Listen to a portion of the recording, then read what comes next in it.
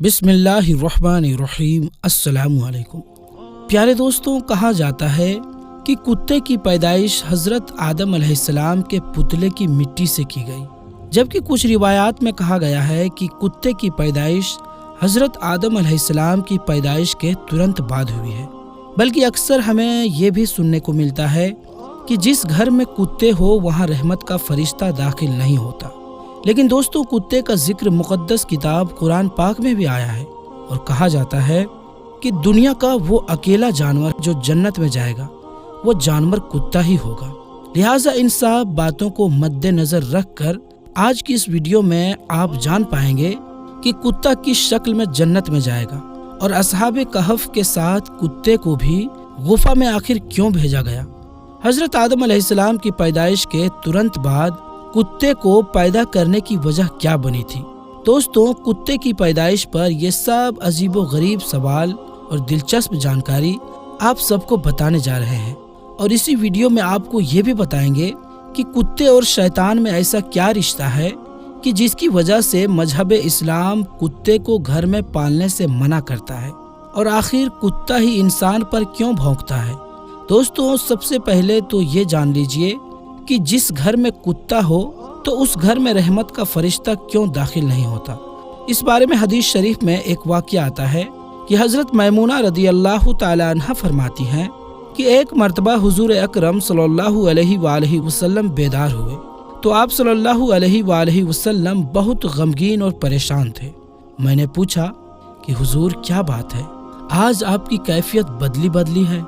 आप सल्लल्लाहु अलैहि वसल्लम ने इरशाद फरमाया कि जिब्राइल अलैहिस्सलाम ने रात आने का वादा किया था मगर वो तय किए गए वक्त पर आए नहीं। हुजूर सल्लल्लाहु अलैहि वसल्लम को इससे परेशानी हुई कि जिब्रील अमीन तो वादा खिलाफी नहीं कर सकते, तो उनके ना आने की क्या वजह हो सकती है। पूरा दिन इसी तरह गुजर गया। फिर आप सल्लल्लाहु अलैहि वसल्लम को याद आया कि आपकी चारपाई के नीचे कुत्ते का एक बच्चा बैठा था। आपने उसको उठवाया और उस जगह को साफ करके वहाँ छिड़काव किया गया। इसके बाद हजरत जिब्राइल अलैहिस्सलाम तशरीफ लाए तो आप सल्लल्लाहु अलैहि वसल्लम ने तय किए गए वक्त पर ना आने की शिकायत की। तो हजरत जिब्राइल अलैहिस्सलाम ने अर्ज किया, या रसूलल्लाह सल्लल्लाहु अलैहि वसल्लम, आपकी चारपाई के नीचे कुत्ता बैठा था और हम उस घर में दाखिल नहीं होते जिसमें कुत्ता या तस्वीर हो। बल्कि एक और हदीस में यूं मिलता है कि हुजूर सल्लल्लाहु अलैहि वसल्लम ने इरशाद फरमाया, जो शख्स शिकार या रेवड़ की हिफाजत या खेती की हिफाजत के अलावा कुत्ता पालता हो तो उसके अज्र से एक किरात कम कर दिया जाता है।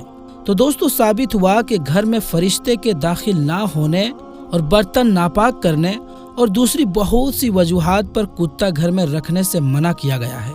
जब घर में कुत्ता पला हुआ होता है तो वो घर वालों की बेखबरी में खाने पीने के बर्तन वगैरह में मुंह डालता रहता है और जाहिर है घर वाले चूंकि बेखबर होते हैं इसीलिए वो इन बर्तनों को धोए मांजे बगैर उनमें खाते पीते हैं। लेकिन मजहब इस्लाम ने सिर्फ 3 सूरतों में कुत्ता रखने की इजाज़त दी है, यानी शिकार, खेती बाड़ी या जानवरों के लिए कुत्ता पाला जा सकता है।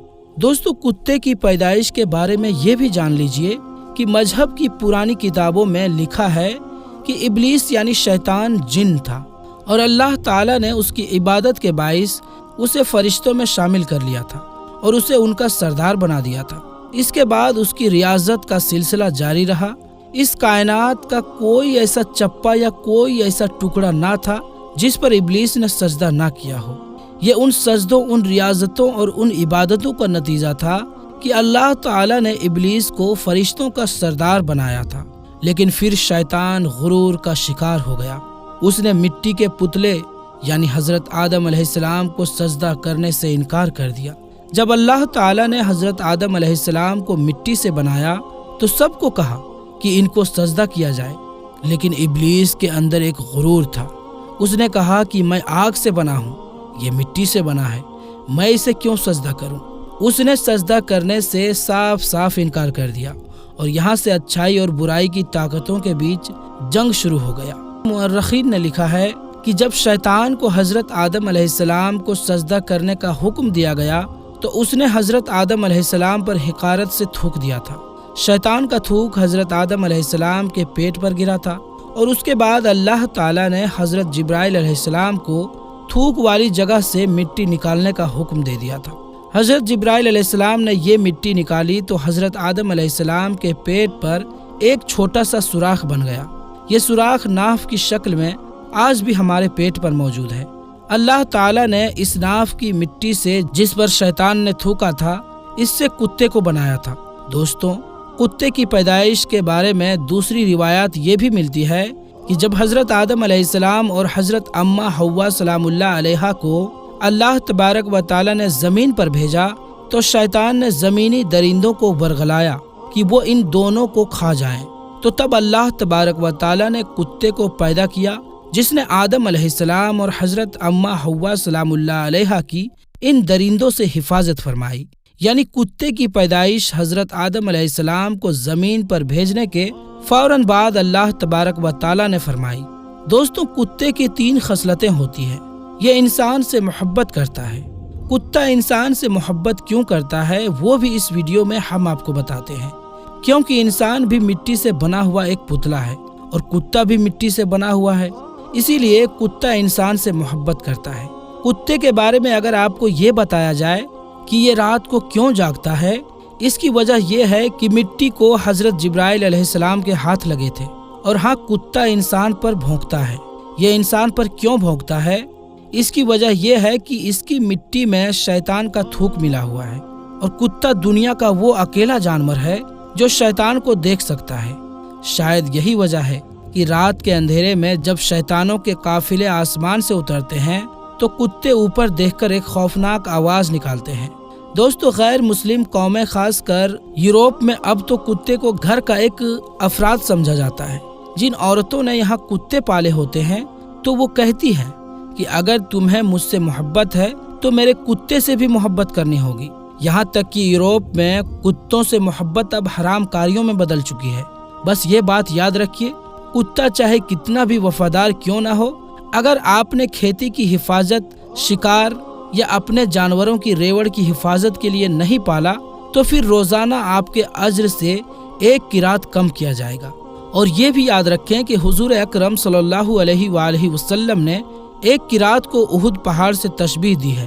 اب آپ خود اندازہ کر لیجئے کہ جس طرح اجر آپ روزانہ گوا رہے ہیں، اللہ تبارک و تعالیٰ نے سورۃ اعراف میں بلم بن باورہ جو کہ ایک نیک اور عابد شخص تھا، پھر اس نے نفس کی لذت اور دنیا پرستی کے کام شروع کیے تو پھر اللہ تعالیٰ نے اس کو کتے سے تشبیہ دی ہے، اور وہ بروز قیامت کتے کی شکل میں دوزخ میں داخل ہوگا، اور اصحاب کہف کا کتا بلم بن باورہ کی شکل میں جنت میں جائے گا۔ اور حضور اکرم صلی اللہ علیہ وآلہ وسلم نے کالے کتے کو شیطان کہا ہے، بلکہ ماہری ڈاکٹروں کے مطابق ناپاک جانوروں کو پالنا بیماریوں کی وجہ بنتا ہے۔ خطرناک کیٹانو اور بیماریاں جانوروں سے انسانوں میں چلی جاتی ہے۔ رسول کریم صلی اللہ علیہ وآلہ وسلم نے تو آج سے 1400 سال پہلے جو احکام بتائے، آج کی جدید سائنس بھی اسے سچا بتا رہی ہے۔ ماہر ڈاکٹروں کی سہمت سے ملی رائے یہ ہے کہ جانوروں میں پائے جانے والے خطرناک کیٹانو انسانوں میں چلے جاتے ہیں، جو بیماری پھیلنے کی وجہ بنتے ہیں، اور اسلام کی روح سے کتا ایک ناپاک جانور ہے۔ اگر ہم اسلام کی تعلیمات پر عمل کریں اور ناپاک جانوروں کو پالنے سے گریز کریں تو خطرات سے محفوظ رہ سکتے ہیں۔ افسوسناک بات یہ ہے کہ آج کتوں، بلیوں اور دوسرے ناپاک جانوروں کو پالنے کا فیشن بن چکا ہے، بلکہ پالتو جانوروں کو اسٹیٹس سمبل سمجھا جاتا ہے۔ دوستوں، اسلام نے مسلمانوں کو حکم دیا ہے کہ جس برتن میں کتا منہ ڈال دے اسے پاک کرنے کے لیے 7 مرتبہ دھویا جائے۔ ایک روایت میں 8ویں بار مٹی سے پاک کرنے کے الفاظ بھی ملتے ہیں۔ آج کی سائنس بتاتی ہے کہ کتے میں انتہائی خطرناک کیٹانو پائے جاتے ہیں جو برتن کو بار بار دھونے سے ہی ختم ہو سکتے ہیں۔ آپ اندازہ لگائیں، اسلام نے یہی بات آج سے 1400 سال پہلے بتا دی، جب سائنس کا وجود تک نہ تھا۔ ہمیں سمجھ جانا چاہیے کہ اللہ کے پیارے نبی حضور صلی اللہ علیہ وآلہ وسلم نے جو احکام ہمیں دیے، انسانیت کی بھلائی اسے مان لینے میں ہے۔ اس کے مقابلے میں عقل کے گھوڑے دوڑا کر دلائل دینے سے گریز کرنا چاہیے۔ ایک انگریز ڈاکٹر نے اس پانی کی جس میں کتے نے منہ ڈالا تھا خوردبین کے ذریعے پتہ کی تو اسے پتہ چلا کہ اس پانی میں کتے کے لعاب یعنی لار سے جو کیٹانو آ جاتے ہیں وہ مٹی کے سوا کسی اور چیز سے نہیں مرتے، کیونکہ مٹی میں نوشادار زیادہ مقدار میں ہوتا ہے جو اور کسی چیز میں نہیں ہوتا، اور یہ کتے کے لار میں پائے جانے والے تمام کیٹانوؤں کو ختم کرنے کے لیے کافی ہوتا ہے۔ اسی لیے نبی کریم صلی اللہ علیہ وآلہ وسلم نے مٹی کا نام لیا تاکہ بازاروں میں نوشادار تلاش کرنا نہ پڑے۔ اسی طرح ایک فرانسیسی ڈاکٹر اور اس کی ڈاکٹر بیٹی مصر میں مقیم تھے۔ جب باپ نے یہ حدیث پڑھی تو فوری طور پر کتے کے سامنے ایک برتن میں پانی رکھا تھا۔ جب وہ اس کو پی چکا تو انہوں نے خوردبین سے دیکھا کہ اس میں کیٹانو موجود ہے۔ پانی گرا کر کئی بار دھویا گیا مگر ہر بار کیٹانو برتن میں موجود تھے۔ جب مٹی سے مانجا گیا اور پھر دھو کر خوردبین سے چیک کیا گیا تو کیٹانو نہ صرف بالکل ختم ہو گئے تھے بلکہ برتن بھی پوری طرح پاک و صاف ہو گیا تھا۔ اس پر دونوں باپ بیٹی مسلمان ہو گئے۔ دوستو، قرآن پاک میں اصحاب کہف کا تذکرہ ملتا ہے جہاں ان کے کتے کا ذکر آیا ہے۔ وہاں امام قرطبی نے لکھا ہے کہ اس شریعت میں کتے پالنے کی اجازت ہوگی، اسی لیے انہوں نے کتا ساتھ لیا ہوگا، یا کسی کی بکریوں کی حفاظت کے لیے تھا۔ اور فروعی احکام میں ایسا ہوتا رہتا ہے کہ مختلف شریعتوں میں فروعی احکام مختلف دیے گئے۔ بہرحال اصحاب کہف کے واقعے سے کتے کو پالنے کے جواز پر استدلال کرنا درست نہ ہوگا۔ اسی طرح مفسرین اکرام نے جہاں اصحاب کہف کا ذکر کیا ہے تو وہاں اس بات کا بھی وضاحت فرمائی ہے کہ اصحاب کہف کا کتا صلح کے ساتھ رہا۔ اس کی برکت سے اللہ پاک نے قرآن مجید میں اس کا ذکر فرما دیا۔ یہ اس کتے کی جزوی فضیلت ہے۔ اصحاب کہف کے کتے سے مطلقاً کتے کی فضیلت پر استدلال کرنا درست نہیں۔ دوستو، یہاں قابل غور بات یہ ہے کہ اللہ تعالیٰ اور اس کے رسول کریم صلی اللہ علیہ وآلہ وسلم نے انسانوں کے لیے جو احکام بنائے وہ ہر لحاظ سے انسانوں کے لیے مفید ہے۔ ایک مسلمان کے لیے یہ بات بھی کافی ہونی چاہیے کہ اللہ تعالیٰ نے اس کام سے رکنے کا حکم دیا ہے، کیونکہ ایک مومن کی شان یہ ہے کہ اللہ تعالیٰ کے نبی صلی اللہ علیہ وآلہ وسلم نے جس کام کے کرنے کا حکم دیا ہے وہ کرے، اور جس کام سے منع کیا ہے اس سے رک جائے۔ اس کا نام اطاعت ہے، اور اس سے انحراف نافرمانی کہلاتا ہے۔ اگر ہم عقل اور محض شوق کی بنیاد پر وہ کام کرنا شروع کر دیں گے جس سے منع کیا گیا ہے تو اس کا نتیجہ سوائے نقصان کے کچھ نہیں ہوگا۔ اللہ تبارک و تعالیٰ سے دعا ہے کہ اللہ تبارک و تعالیٰ ہمیں حضور نبی کریم صلی اللہ علیہ وآلہ وسلم کے بتائے ہوئے طریقے کے مطابق زندگی گزارنے کی توفیق عطا فرمائے، اور اللہ تعالیٰ ہمیں پاک صاف رہنے والا بنائے، اور اللہ تعالیٰ ہمیں ناپاکی اور گندگی سے محفوظ رکھے۔ آمین یا رب العالمین۔ تو دوستو، آج کی اس ویڈیو میں بس اتنا ہی۔ انشاءاللہ ملیں گے اگلی ویڈیو میں، تب تک کے لیے السلام علیکم، اللہ حافظ۔